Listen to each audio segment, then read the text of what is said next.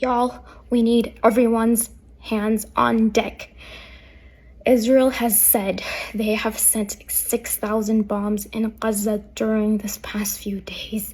They've cut off water, food, and electricity. This is the third day that the Palestinians do not have water. They are going to be left to die. If you have a following, use your social media. It is wajib at this point. These people are dying. Look at the pictures of the children and the babies that are being killed every single day. You have no excuse on the day of judgment if you do not do what you can.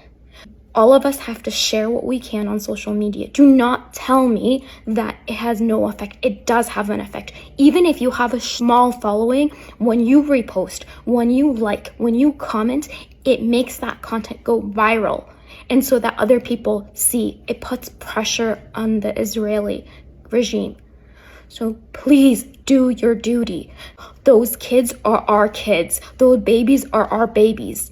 We are one as a Muslim ummah. Do your part.